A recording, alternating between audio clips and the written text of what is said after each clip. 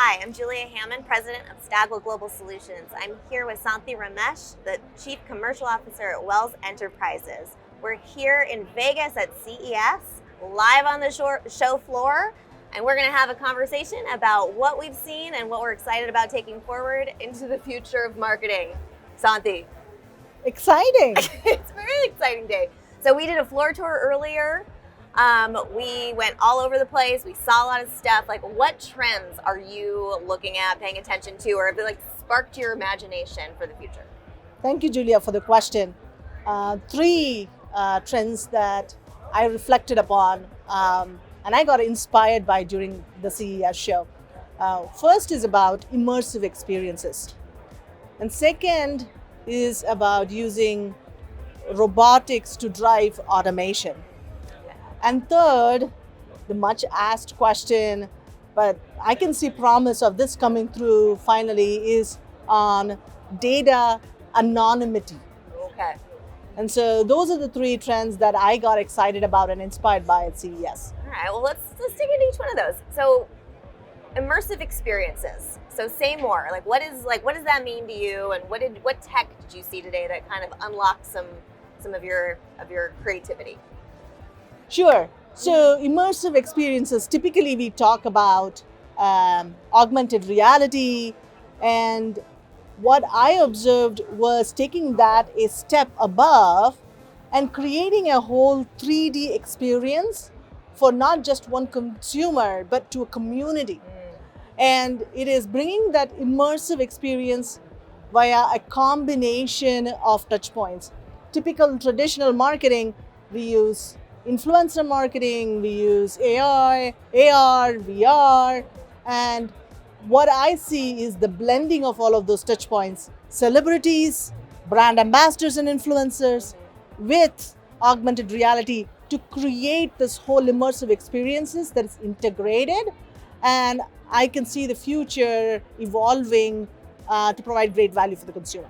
I think that's a better definition of the metaverse than I think I've heard, right? So that's it's online communities, it's bringing people together, it's creating a shared experience that we can all have, and some ownership of these commonplace experiences together.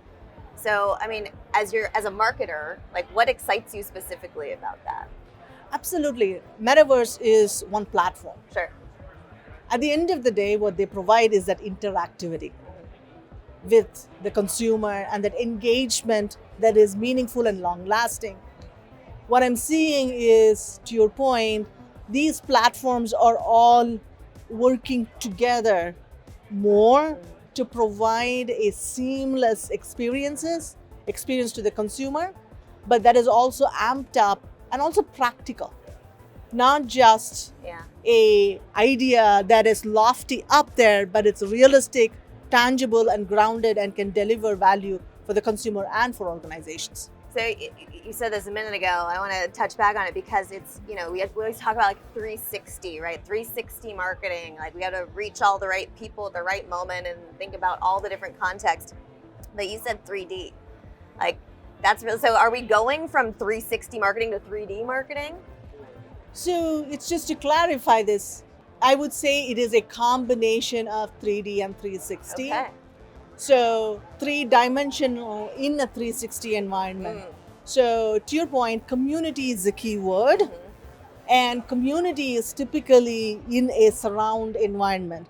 So how do you create that experience not just for an individual of one, but for a community with captive audiences, but at a multi-dimensional level?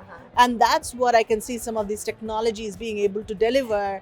And that's marketers' dream, is to bring those captive audiences together and create that engaging experience to more than one.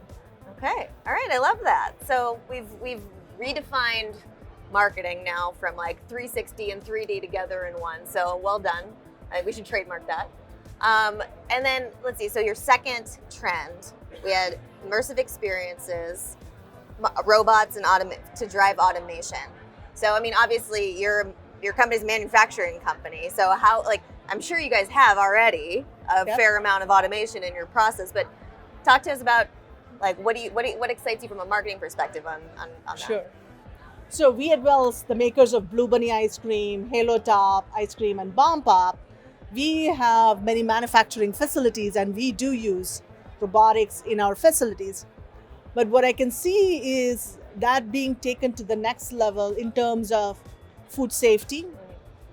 There was also a lot of tools that I saw on reducing waste and food waste, on quality of the nutritional. Yeah. How do we use AI and robotics to amplify or make it easier and more efficient? Yeah. No, I think you touched on the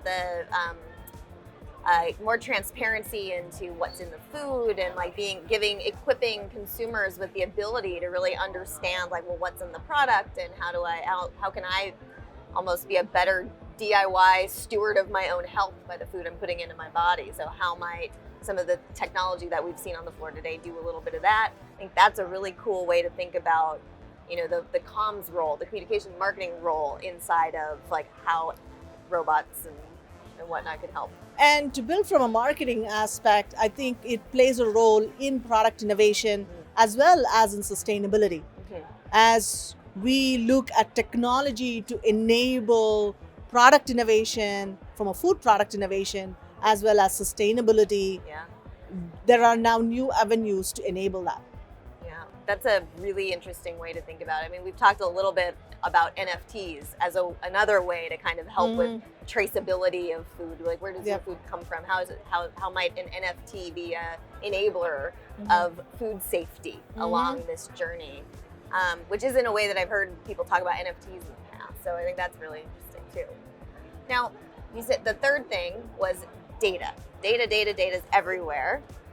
And there's some blurring lines with data and privacy, and that was a big topic that we covered today on our tour. So what's standing out to you specifically there that you're thinking about? What struck me today was the data anonymity, particularly on video data. Okay.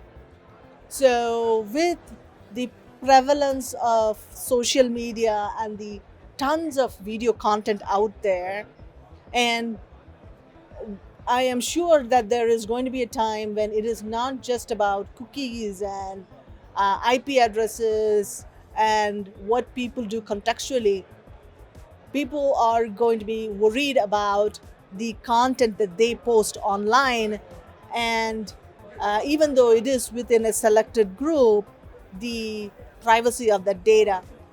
Now I can see the potential for tools and technologies that allow for video data anonymity, which I have not seen before. So that's an exciting territory and makes me feel comfortable about the security of the future and for the future generations. Right. Because the value exchange needs to be there if a company is going to collect data, but you still need to be made to feel safe that, even when that data is collected, potentially even without your knowledge, like in the video environment, right? You're in the background of something that you don't know what's going on, and being able to have an automated way of securing yourself from that through some of the tech we saw today is a really, really like needed innovation to help with that blurred line, right?